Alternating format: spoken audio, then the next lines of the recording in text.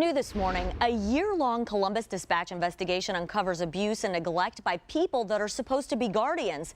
Many of the people hurt by this are children and the elderly. Dispatch reporters Lucas Sullivan and Josh Jarman are here to tell us more about this failure in the court system. Tell us about this investigation that you guys have been working on for a year now.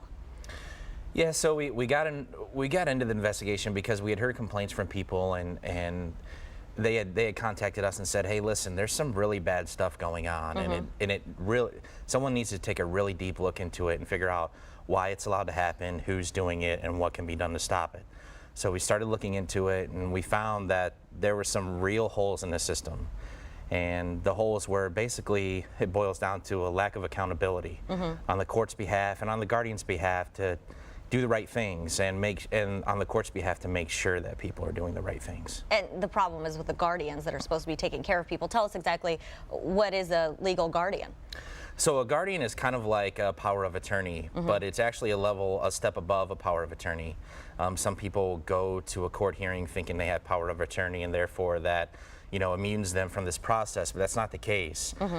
You can have a dispute where you have two family members, say a brother and a sister, who are unhappy with the way their other sibling is caring for their loved one, their parent, and they can go and file an application to hold a guardianship hearing, and that allows this process to take place where the court brings forward all interested parties, they weigh everything that's going on, and they can set up someone in a guardianship, which basically strips someone of their powers. It can strip you of your ability to make your own financial decisions, your own medical decisions, where you live, all those things.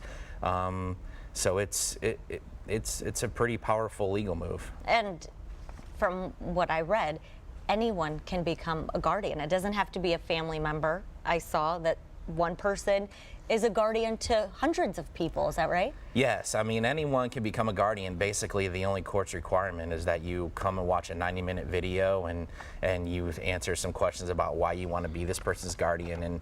And the person you referenced, what we uncovered were there's a handful of attorneys in Franklin County that have amassed hundreds of people. It's not just the guardians that are at fault here. The courts aren't doing their job. Is that right? What should the courts be doing? Well, one of the things we uncovered, and it gets back to the neglect issue, and it's a perfect example of the sort of lack of oversight, is a lot of the courts, when we look around Ohio, the real problem is there's no one checking in on wards. They're taking the guardian's word for that everything is okay. The guardians file annual or sometimes only every 2-year reports that say where the person is, how they're doing, have they been to the doctor, what does the doctor say? But no one is going to make sure that those are correct. And in fact, there's a perfect example. We talked with Judge Dixie Park. She's the judge in Stark County, Ohio. And she mentioned now she has a volunteer visitor program. She's actually gone out into the community and recruited volunteers that will go and visit with the wards independently. And she had a case where one of her volunteers went out to the home of this elderly woman who was a ward. Her daughter was her guardian. And when they got there, they found the woman crawling around the house on all fours because she was wheelchair bound, but the wheelchair wouldn't fit through the cramped house. The daughter was leaving food on the floor for her like an animal, and would say, well, if I'm not going to be home for a couple of days, I put a couple of diapers on her and leave her. The daughter filed her reports on time every year, saying everything is okay. If it wasn't for someone actually going out to the house, and seeing it, it never would have been uncovered. There's a lot more to read about this, and you have uncovered a lot more examples as the ones that you just mentioned. Unguarded is a 5-part Columbus Dispatch investigation that begins today and continues this week, so make sure to pick up a copy of the Columbus Dispatch.